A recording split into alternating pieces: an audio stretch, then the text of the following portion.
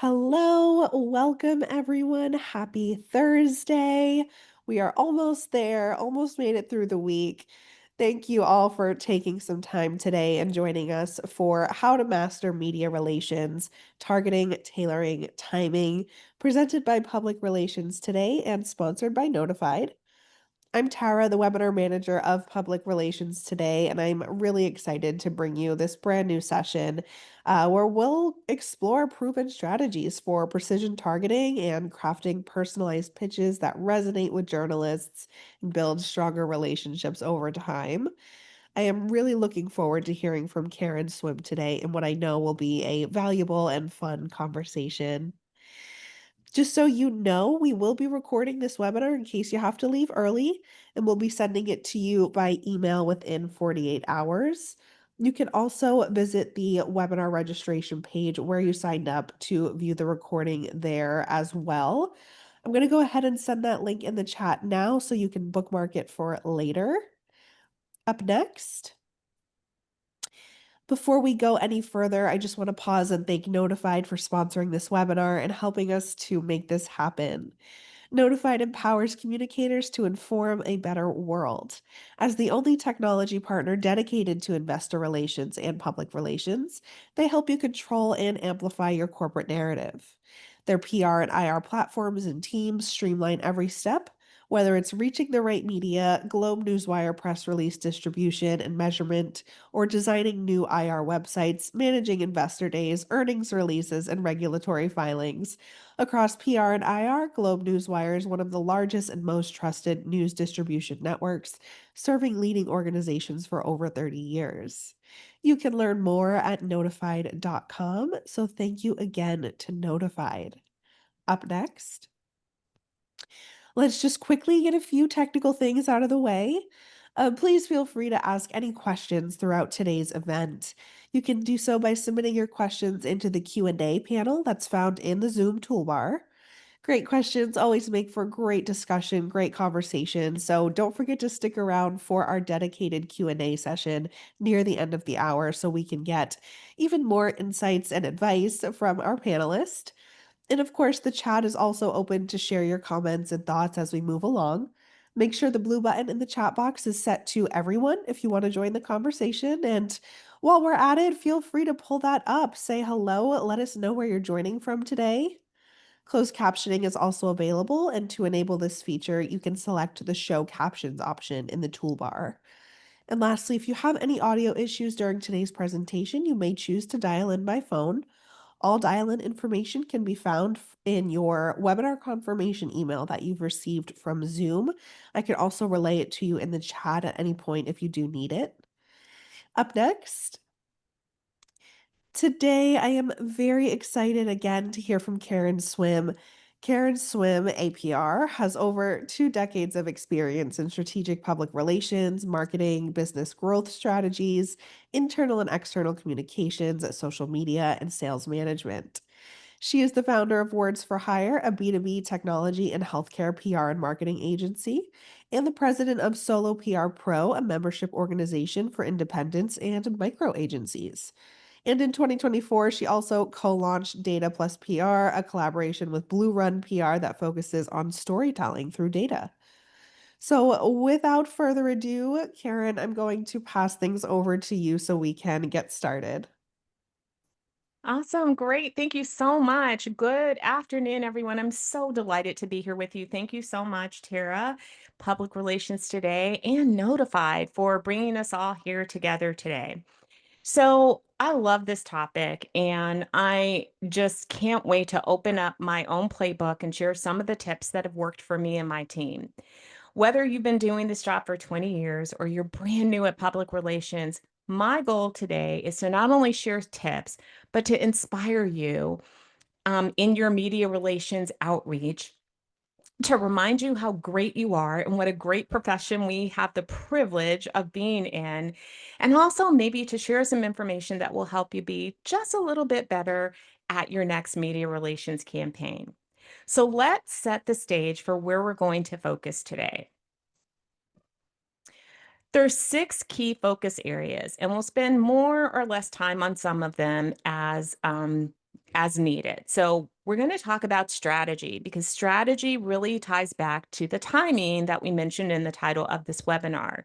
We, of course, are going to talk about targeting and list building. We're going to talk about crafting the pitch. That's something that we're always interested in. We're going to talk about analytics. Don't be afraid if you don't like math. I promise it'll be super easy and it will all make sense.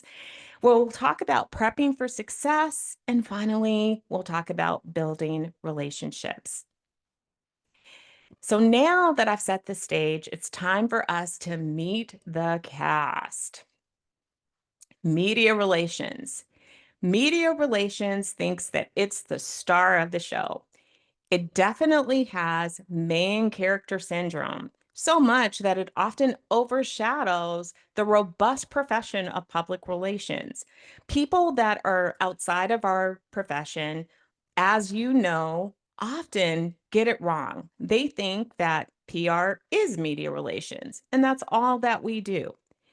So when they have that mistaken view, it means that they're chasing clips without clout.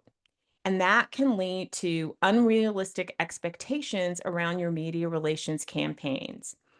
It's up to us as practitioners to be strategic, thoughtful, to educate, and to walk through the steps that I'm going to share with you to expand our cast in order to properly set expectations within our own organizations or with client companies.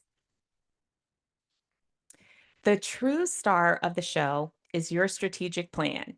Yeah, I know. Probably sounds a little bit boring, but we're going to talk in detail about why this really matters. The strategic plan allows you to script for success. Media relations should never, ever be an afterthought. I can't count the number of times that a company has come to our agency and they have this great event, launch, or piece of news, and they want to engage us to do media relations for them. The problem is they'll have a fully baked plan, they'll have an announcement date or a launch date or event date set, and they've given us 2 weeks. So they did the whole entire plan without engaging public relations, and they have this goal and then we're just supposed to meet it because this is what they think at the end of everything. Media relations should always be part of the strategic plan because it planned and purposeful pitching beats frazzled and frenzied any day of the week. You always want to start your media relations by looking at the end first. Here is a quote that I think really sets this up. And while this is not a webinar about measurement, measurement and thinking about it at the beginning actually helps you develop your media relations plan and decide where media relations fits and how you're going to achieve your objectives. I love the AMIC framework, and I'm sharing this here, and you can go to amic.org. I encourage you to use their resources. It's really great, and it ties back into the Barcelona principles because this helps me to really think about my campaign and what's really needed. And it goes from your preparation and planning through what's going to be needed all the way to the end, to the impact of your campaign. So it's really important as you're thinking about objectives. You're going to have two sets of objectives in your media relations campaign. One objective is going to be organizational objectives. What does the company want to achieve?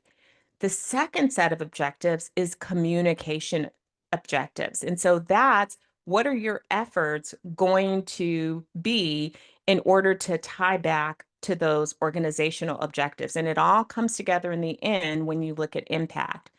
So you want to start here because it's like having a destination. You know where you want to go.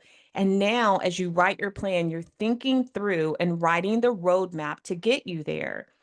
It will help you to decide what type of media relations campaign you run, what other elements from peso that you're bringing into. It'll help you decide whether or not you're doing an exclusive or embargoed pitching, or, are you going to add in podcasts? Are you searching for live interviews or bylines? It really helps you to be detailed. And that's going to help to drive your success. Now let's step into the writer's room. This is where we really begin to start to build out that campaign. We all know that the media market is really fluid today. In the old days, we built these big campaign lists or big, master lists. And that might have been 200 names and, with outlets that covered us. And we might have broken it down into categories of business reporters and trade books. And that master list is what we use. So when we had a campaign, we looked at our master list and we picked out and we built a list from our master. We can't do that anymore today. It's really not a strategic way to go about list building. Today, we build lists for each campaign. We're thoughtful, we research, we make sure that recovers are still covering a beat that reporters are currently writing because there are reporters that are still listed as staff members or with the publication, but they haven't written in 6 months. And so that makes them probably not a good target to pitch. We, of course, have also seen a shrinking media landscape. We've seen local journalism go away in many parts of the country. There's very few local outlets. We've seen a lot of layoffs. We've seen reporters changing beats or changing publications or going independent. And so when you build a list, every time you begin a campaign, you know that your list is fresh and that you're being thoughtful and that you're searching for new reporters that you may not. We found reporters that were fellows. They weren't even on staff. Freelancers can be a goldmine of opportunity. And so when you build that list, it really gives you sort of a blank slate. Now, of course, you're always going to have books and reporters that you already know, and you can add them to your list. But when you're thinking about that list brand new each time, you're making sure that you are doing your due diligence and you're not missing opportunity. All of this is going to lead to digging deeper with research. And we'll talk a little bit more about that as we go along. The casting call. So the 5 W's and an H framework, which we're all familiar with, work for media relations outreach as well. And you can answer these questions in a way that fits you. But the way that I like to think about this, the who is your target audience, but it's also those journalists. The what is what you want people to do. What do you want the audience to do when they read your announcement or when they listen to an interview? Also, what do you want the journalist to do? Are you going after bylines? Are you going after interviews? Are you going after email interviews? Are you going after roundups or briefs? What exactly is your goal? When do you need all this to happen? That's really important because sometimes you may be pitching, for example, an exclusive. Maybe you have a local story that impacts the community. And as part of your strategic planning, you've decided that your primary objective is to secure one local outlet. Maybe it's the most influential outlet in your area, and it's one reporter. That means that's going to drive your timing. The timing for you to allow yourself to do pitching, to secure that, to make sure that that reporter can cover that story, that they have met your client, have a relationship. If you don't, you're going to want to build that. Or maybe you're doing embargo pitching as part of your media outreach. You need to allow enough runway to allow that to happen. So the win really goes to the timing. Why? Why should the journalist and why should the audience care about your story? This is really going to help you to think beyond what you're pitching to what really is going to make it meaningful to your audience. Why? Is there a fresh angle? Is it timely? Do you have a different point of view? Is there something that hasn't been covered on this particular topic before? The where is where do you find these reporters that are actually going to report on what you want? And so there's a few different ways to do that. If you have a media database, that's a great starting place. I use Notify, but I also use other AI tools to make sure I'm not missing anything. One of the things in your media database that's really helpful is if it ties to your monitoring system and it uses AI to surface other reporters that will cover the topics that you've already appeared in, that can be really helpful in your research phase.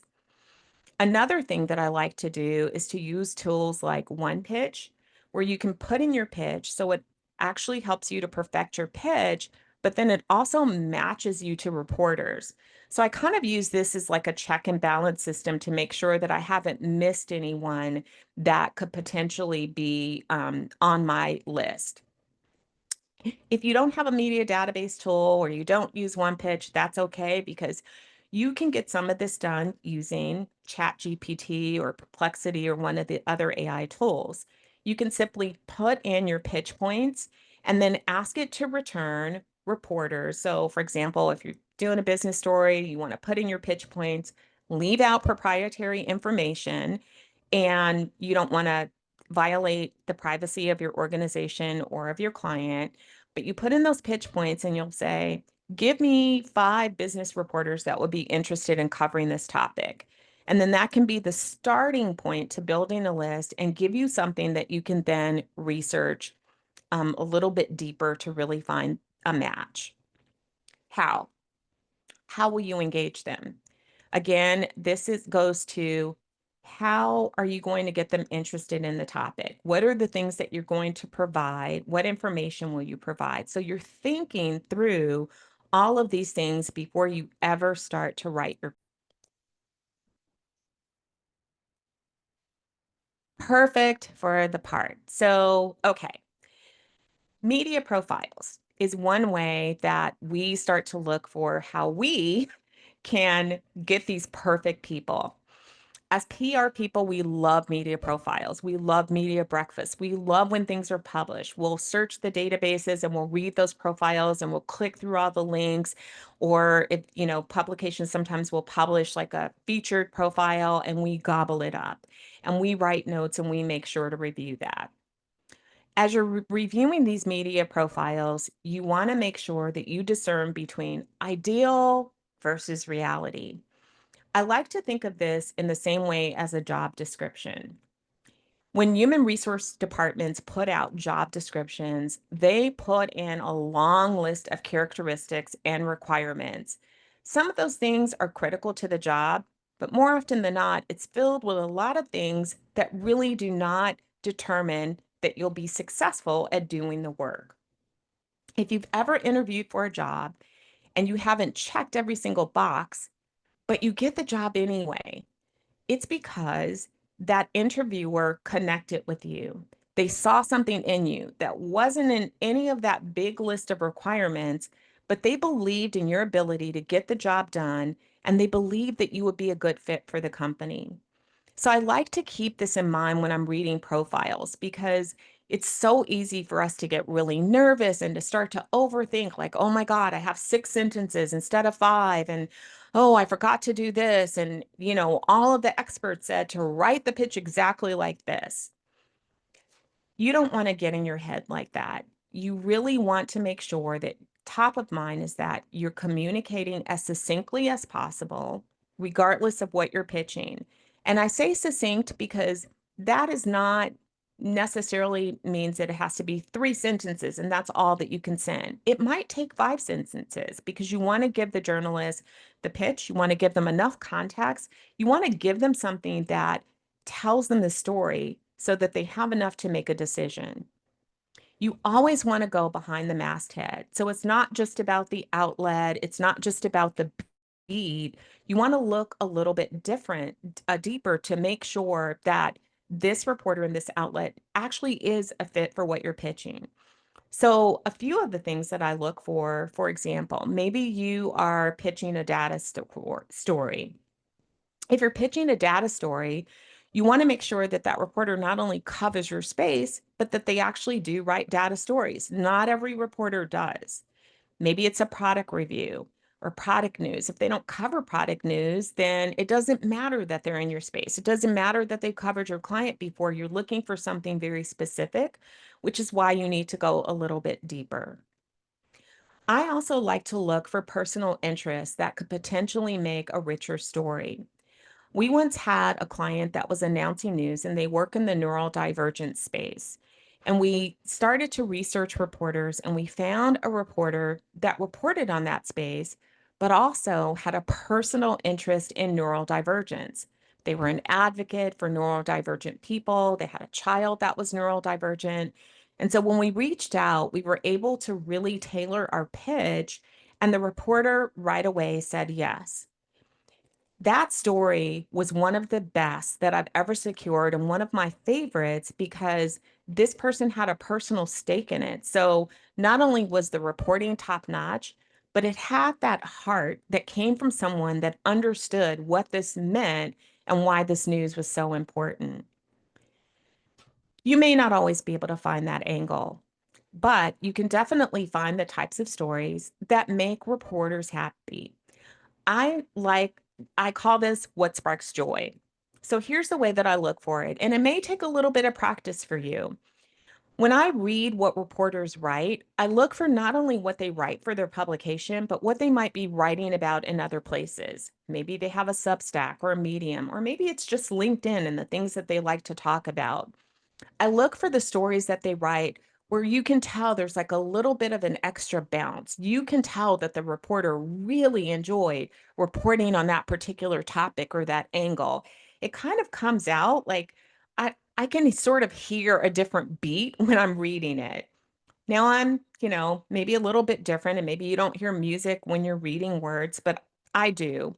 But you'll start to be able to spot it when it's just their great reporting versus something that they really, really loved. When you can find that and learn to spot it, that gives you more information about that reporter and what kind of angle might actually entice he or she to write that story. Writing the pitch. Your pitches should always be relevant, of course. Don't try to squeeze a square peg into a round hole. Reporters will hate you for it. And you don't need to do that. There's enough outlets that you can find the right place to pitch without trying to force feed your story into something that really is not a fit. It needs to be timely. Don't send a pitch about something that's been done to death, that's already happened. If you don't have anything new, interesting, different to say that makes this a whole different, more timely pitch. You want to make sure that your pitch has impact. Does it impact the audience? And that's the audience who will be reading or watching this interview or responding to it because you need to engage them. So it needs to matter to them. Your pitch should be professional. I say this because I personally get a lot of pitches and I cannot tell you how many come in and you could tell that they went to some workshop that said, "Hey, say these things." And they do it. And so it'll say something like, "Hey, well, you don't really know me." So saying, "Hey, Karen, if you don't know me," is really unprofessional. I can take a pass at that, but a lot of people are offended by that. So I always opt for just being professional. You can say good morning, good afternoon, or hello, but don't start out with hey. Don't assume that you have a relationship when one doesn't exist. Now, if you know the reporter, you still want to be professional, but you can maybe be a little more casual in your tone. I think one of the most important things about pitching is to be human. This does not mean that you cannot use AI tools in helping you to develop your pitch points, perfecting your language, or helping you to think through it. But I think it's important that we keep top of mind that the goal of your pitch is to be a human being who's connecting to another human being. I get pitches that are written by AI and they're relevant, they're timely, they hit all the right pitch points, but there's no soul, there's no heart to it. And so those are kind of a turnoff for me. And I know that we've all seen journalists ranting about the AI pitches or who just flat out say, I won't read them, I don't accept them. I don't think that they're reacting to how good or bad they are all the time. I think that they're reacting to the thing that I've identified is that it doesn't have heart, it doesn't have soul. It's not you really talking to me as another human being, and that can be a real turnoff. So don't make that mistake. Here again, this is how you get over the overthinking too. When you focus on being a human and you're writing in your own voice and you're not trying to be perfect based upon what the expert said or how many sentences you have or making sure that it has all of this, then you're more likely to really pitch like a real human being and really connect with that reporter. Okay. Selling the story. So it's more than just writing the pitch, it's really selling that story. For this, I like to turn to Hollywood. If you can't tell, I love Hollywood screenwriters. And I took a screenwriting course from a friend that really changed the way that I looked at my own writing too. It helped me to see some of the things and still some of their techniques. So, when Hollywood writers are selling a series to a network or to a production company, they're going to give you information about the plot, the characters, and then they're going to give you a hook that you can really relate to. And I think that those three things are things that we can adopt in our writing to journalists. What's the plot? Who are the characters?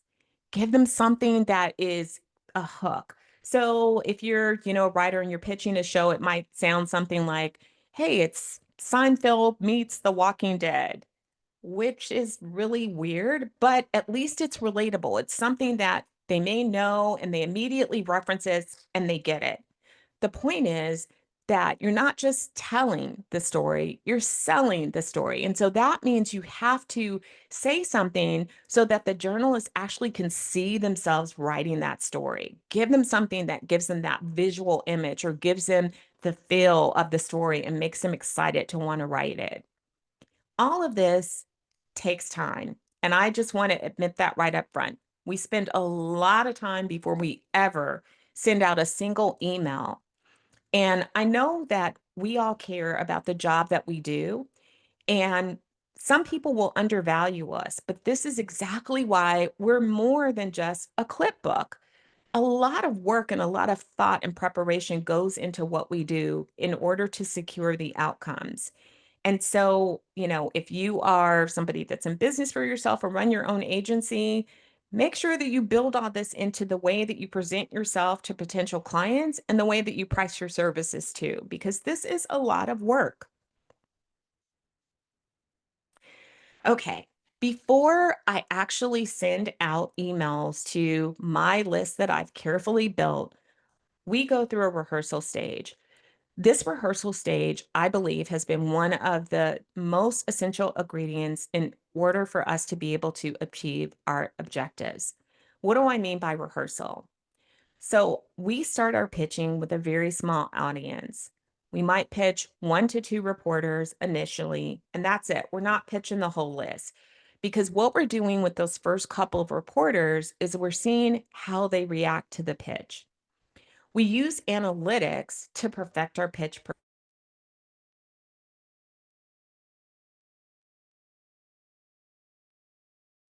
able to see open rates or with a CRM system like Streak CRM, and there's many others out there like that. I use Streak and I really have liked it over the years. And so open rates, and I know they're controversial because they may not be entirely accurate. And sometimes an email system will automatically return an open. So with open rates, what I'm looking for is a trend, and I'm monitoring this in those first couple of pitches. If there's one or two, that's likely a system open and you're really not getting any traction. Monitor that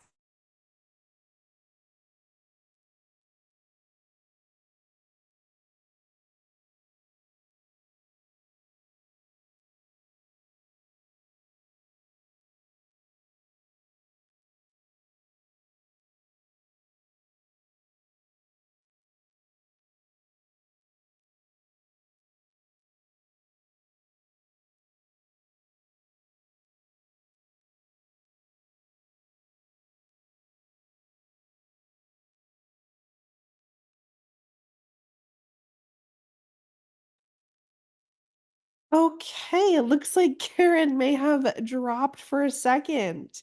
Let me see if I can get her back on board. I'm sorry. I'm sorry for the interruption.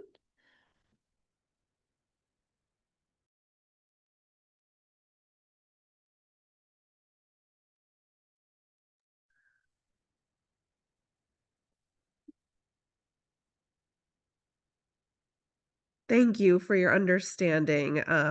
Shooting her a message as we speak.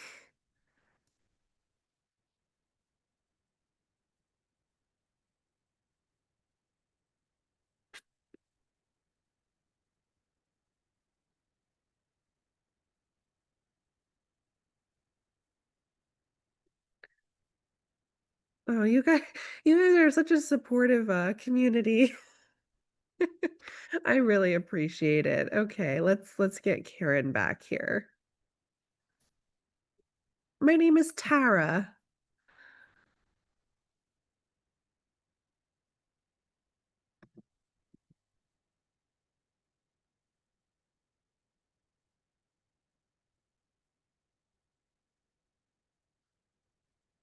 I love that everyone's been putting their LinkedIn's in the chat as well.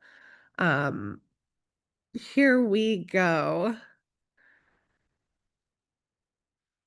Oh, Karen, you know what? It does bring you in on mute.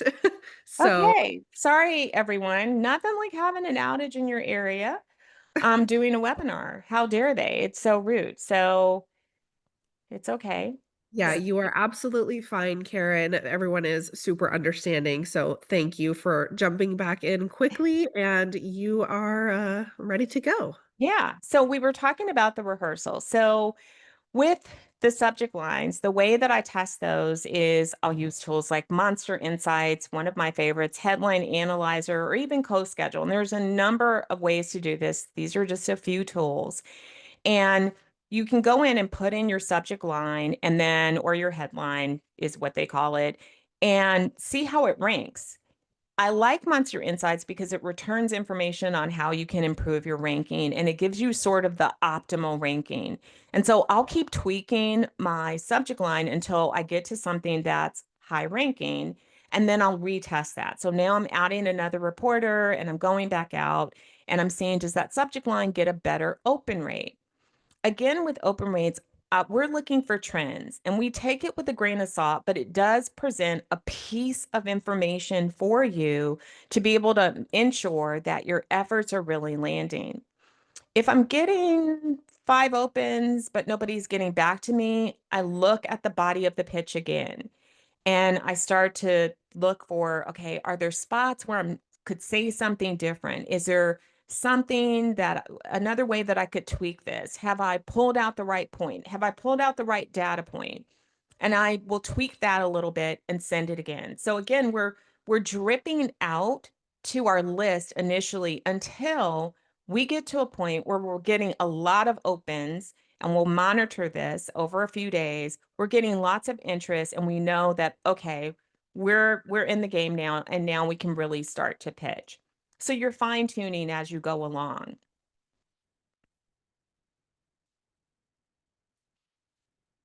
Okay. Metrics, again, can also help you in your follow up. And I do want to encourage you. I've met a lot of people in PR that don't follow up, but you can't just invite reporters one time and let it go. Number one, they may be so busy that they just haven't had a chance to respond. They may have missed the email. And you want to give them another opportunity. It's a second opportunity or a third opportunity to offer up a little bit of additional information and to ask if they're interested. And so we use the metrics also to guide our follow up. So we'll use a grid system. And so we'll have a grid of our list. And if, for example, somebody's opened up the email over a 4 day period 15 times, then we'll color code that as kind of like a warm lead because it's clear that they are interested in what we're pitching. And so we'll prioritize following up with the most interested reporters and then work our way back through the list to the least interested reporters. And those reporters may get, a different pitch, something different. We'll change something to see if we can get a better response. In your follow up, you always want to be genuine rather than clever. And again, offer any additional information. Maybe you thought of something that can add some color to the story. So maybe you have a different person in addition to your spokesperson. Maybe you're pitching, a piece of news on healthcare, and you've decided you can offer up a physician or even a patient that has that condition that can add color to the story. So think about the things that you can bring and offer up that would make this more enticing to them. Part of your media relations outreach is preparing for the reporters who are going to say yes to you. That starts with providing contact information in the email, not just your email address, but give a phone number. Most reporters will not call you, but there are those who will. I have gotten calls from a reporter in the evening. I've gotten a call on a Sunday afternoon because I provided a phone number. Reporters are just like us. Sometimes you're just too tired and you don't feel like sending an email, and it seems faster to just try to have a conversation with someone. So you don't want to shut yourself off from those reporters who do want to pick up the phone and give you a call by not providing that information. You also want to have your usable assets ready to go. That means you've got your bios for your spokespeople, you have high resolution photos, headshots, product shots. They're all ready and you can send them as soon as the reporter asks. You want to deliver on follow up questions immediately. The worst thing that can happen is a reporter says yes, and I've seen reporters complain about this in private groups. They say yes, they're interested. They ask you a question and you take 5 days to get back to them. That's unacceptable. You also want to prep your spokespeople in advance that they can respond as soon as someone says yes. I've worked with executives who really got it wrong and thought that responding to a reporter was like scheduling any other business meeting. And oh, they reached out today. Well, could they do it in 2 weeks? No, they cannot. You need to be faster. So you need to tell your spokespeople in advance and make sure that you have a spokesperson and you have a backup in the event that something goes wrong, that they can actually be available for an interview or questions. This all adds up to making the job easy for reporters. You really want to be a trusted resource, and you can do that by putting yourself in their shoes and making it super easy for them not only to say yes, but to follow it through and write the story.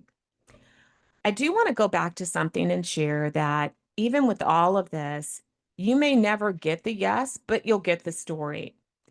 I've had a reporter open an email from me 50 times. I followed up 4 or 5 times, not a single return email, nothing, nada, completely ghosted. And then a beautiful story appeared.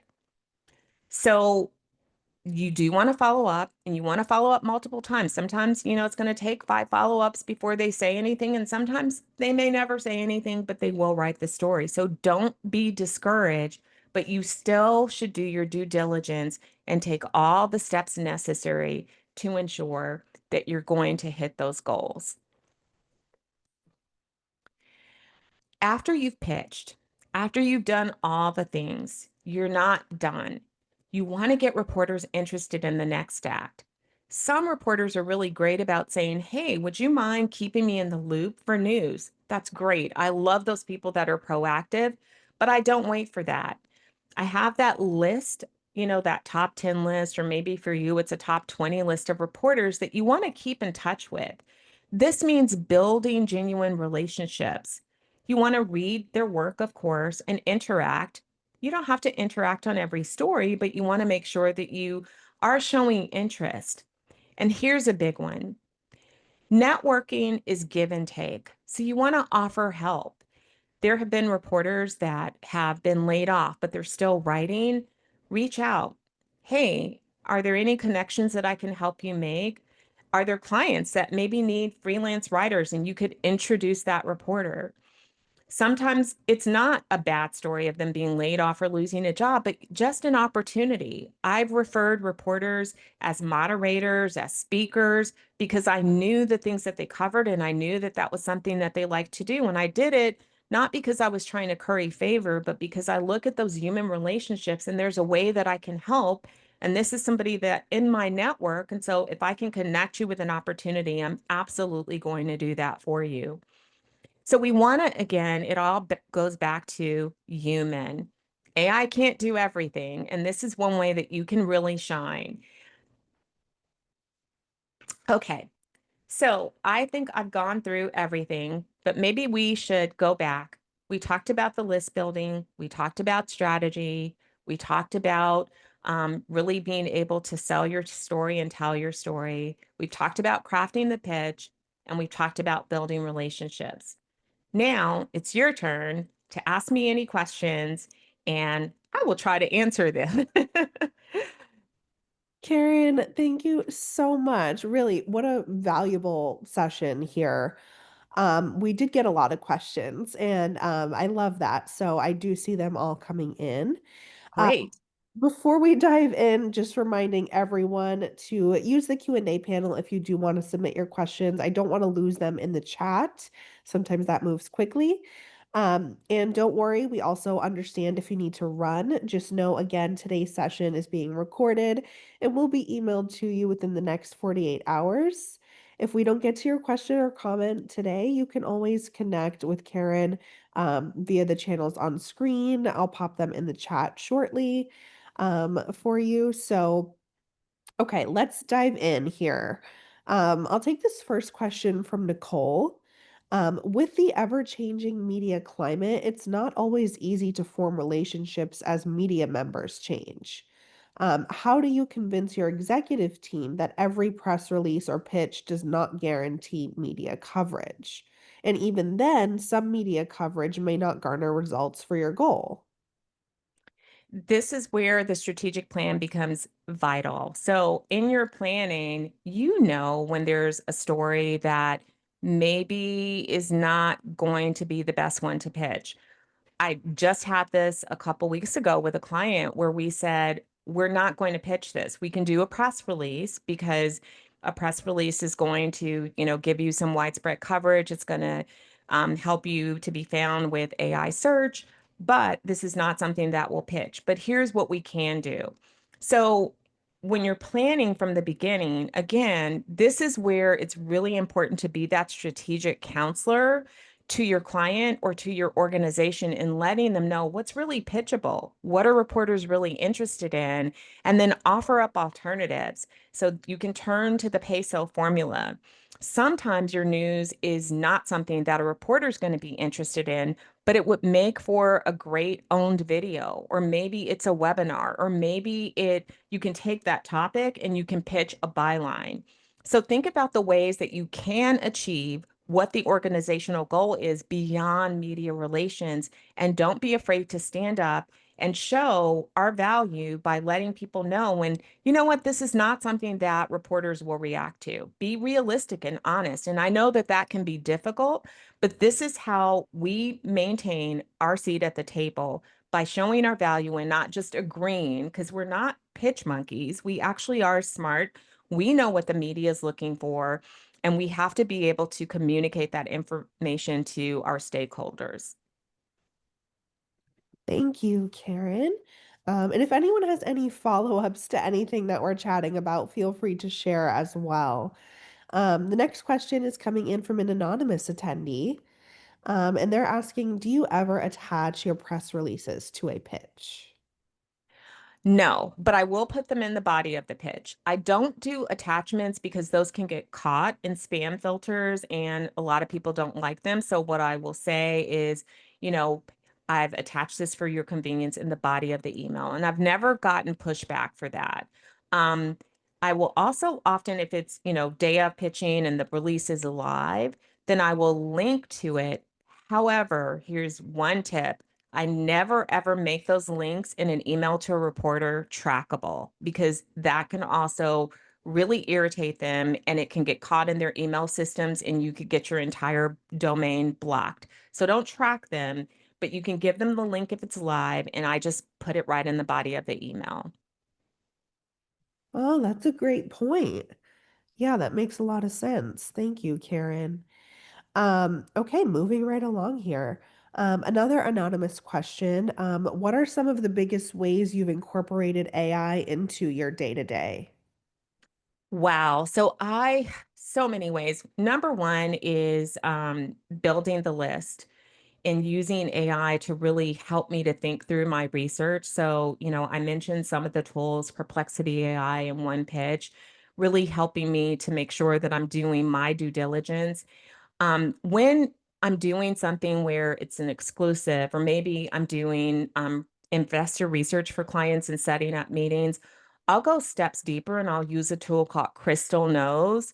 Crystal Knows gives you back, like, kind of, it's like a personality profile. So it'll show you how the person likes to run meetings, a little bit more about their personality and their style. That information helps me to be a lot more targeted and smarter about those particular reporters that I'm reaching out to.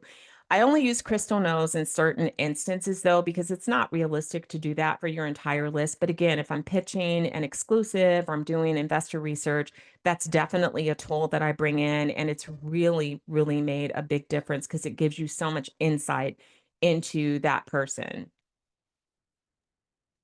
Thank you, Karen. And just a reminder, I don't want to miss anyone's questions, so please share them in the Q&A panel, just because sometimes, again, the chat moves quickly and I can't catch it. Um, Next question, again, anonymous. The reporter interactions you describe sound like a double standard if we need to respond to the yes immediately while they can ghost our follow-ups even with a planned story. Do you see this imbalance? Is that something that you've seen consistently? I see it all the time. And Um, well, it's something that we can, discuss with one another and lean on one another because it stinks and it is a double standard. But the reality is, I want something from them. And so this comes with the territory. I don't love it, but I've just come to work around it. And I understand that, again, my end goal, I always know that I'm doing my job and I'm reaching out as a human and I'm doing the work and I'm sharing as much information as I can. And I'm, really pitching you a real story that I think your audience is really going to enjoy. And if you don't answer me, then that becomes your problem, not mine. I'm just trying to hit my goals and trying to do my job in the best way possible. So, yeah, the ghosting thing is real. And as I said, I can tell you that when that reporter was opening my emails 50 times and wouldn't even bother to say, "Hey, I've read this." It was frustrating because I'm like, "Why isn't this person responding to me?" And it just kept going up. But then I get a story. So I don't understand why, maybe journalists are overwhelmed. There's more of us than more of them. And so I take it with a grain of salt and I don't let it get to me and it doesn't take away from the jobs that we're doing. So I hear you. It's not fair, but it is the world that we live in. Yeah, that makes sense. Thank you, Karen. Okay, we have a lot of great questions. I want to make sure we get to as many as we can. Um, an anonymous attendee is asking, how far in advance do you recommend creating your strategic plan? Is it kind of like 90 days, 3 months, 6 months? Especially since breaking news and strategies are changing so quickly with AI and layoffs and other things. Yeah. I never like to go more than a quarter out, for the exact reasons that you noted, that things can change very quickly. So, 1 quarter out with a strategic plan, and then, of course, you want to review it. And doing that allows you to at least have something mapped out. It allows you to gain the agreement from your client or your organization about what activities are going to be part of that strategic plan, and it gives you time to adjust as needed because sometimes something happens that you need to respond to. And with that plan guiding you, you're able to do that. If you're operating without a plan, it really makes your job pretty frenetic. and it could have you running around and chasing things. And at the end of the day, I think that, whether you are working for yourself or you're working for your organization, we still have to be able to demonstrate and articulate our value. And the best way to be able to do that is to operate off of a document that is a plan that everyone's agreed to, but no more than 3 months.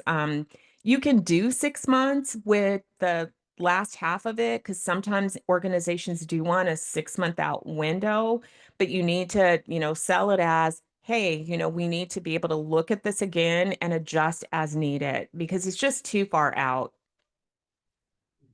Yeah, yeah, that makes sense. Thank you, Karen. I thank you for such thoughtful responses. Next question coming in from Emma. When do you think it makes sense to provide someone an exclusive story versus sending to a larger list? If you're doing an exclusive, there are a couple things that you want to consider. Number one, the type of outlet. So if it's broadcast, I would pitch it, couple of months even in advance to give yourself some runway. I would never allow less than 4 weeks. And I know that sounds like a really long time, but again, reporters are inundated, and you want to make sure that you allow enough runway that if you're pitching that exclusive to one person, that you have enough time to move through a list and give each person on your list time to respond. If you are pitching an exclusive with a 2 week runway, you're going to have to move through a list pretty quickly if that first person declines the story or they just don't answer you and you have to move on. Perfect. Thank you. Moving right along, next question is coming in. I've seen it come in a couple of times now, but I will use Stephanie's wording here. Any strategies that you might recommend to build relationships with reporters at national publications if you're not in those cities that they're located? So I live in Michigan and I do not pitch any local reporters because all of my clients are national and these same techniques apply. You'll find a lot of reporters on social media. So look for where they're talking, look for where they're hanging out and engage with them there. LinkedIn could be one of the places. Some of them are on Blue Sky. You don't need to be everywhere, but you want to be intentional about seeing where they are sharing information. Sometimes it could be, reading their newsletters. A lot of reporters do have newsletters these days, so reading the newsletters and building relationships that way. But social media is definitely your friend, whether you're local or not, and really getting to know those people. Thank you, Karen. Next question, coming in from Stacy. What would you say is the biggest difference between healthcare pitches compared to other industries? Regulations, what you can say and what you can't say. And it'll depend on what part of healthcare. I do a lot of healthcare tech, but you want to make sure, like if you're in biopharma or one of the heavily regulated industries, then you want to make sure that you follow those regulations. You can't obviously, share patient information in a pitch because you could be violating privacy laws. So you want to be mindful of that. Perfect. A couple of questions surrounding digital and print media. Is digital media, a threat for print media? And should we continue to monitor print in the digital age? Yeah, I mean, I've seen print go to almost zero, but I do still love those rare print stories that come out because sometimes we do things that other people get, and it's so fun to have an executive say, like I had an executive say this to me last year that his mom had gotten the magazine where he was featured. And, that makes you feel good that, like, oh my gosh, there was this tactile thing that somebody read and they were really proud of it. I think that we should still monitor it, but really things are digital. And unfortunately, I think we're going to see print just continually decline because it's not the way that a lot of people consume news today. I mean, and, we see younger generations that don't even use traditional media outlets for news, they use social media channels. Yeah, that's exactly right. Okay, we have time for maybe like one or two more here. Anonymous is asking for, a bit of advice. They're in a very kind of old school company, and the PR team is just them, a team of one. How can they try to get upper management to see the importance that media really holds in this day and age? That's such a great question, and I really feel for you. And this, yeah, I've worked with those kinds of industries. So this goes back to measurement. Visit AMIC, look at the Barcelona principles, and really be able to speak the language of the CEO. Remember that an executive really doesn't care about a media hit. They don't care about being in the Wall Street Journal. They don't care about being in a trade book. What they really care about is getting people interested in what they're selling. Oftentimes, everything leads back to revenue. And so, as a PR person, we really have to understand how what we're doing is going to help achieve those organizational goals.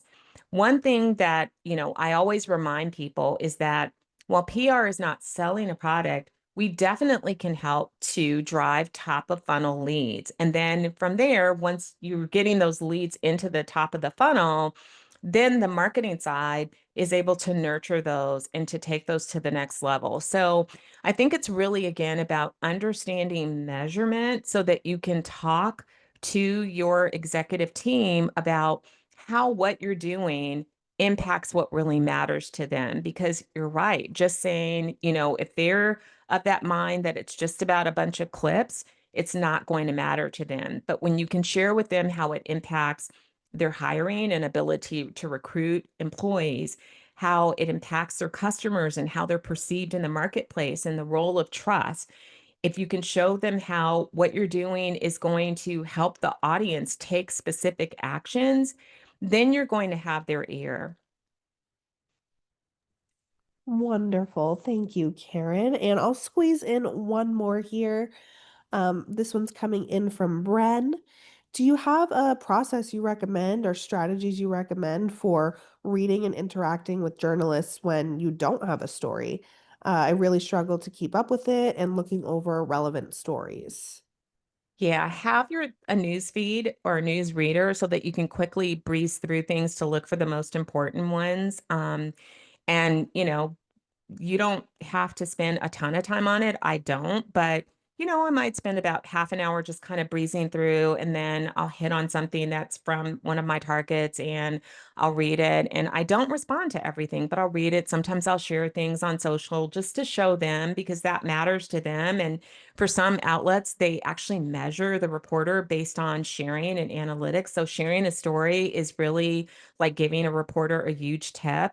Um, and, don't make it like a burden, but just be thoughtful and intentional about it. And it's why I like to keep that list pretty tight because I can't keep up with 50 reporters, but I can keep up with 10.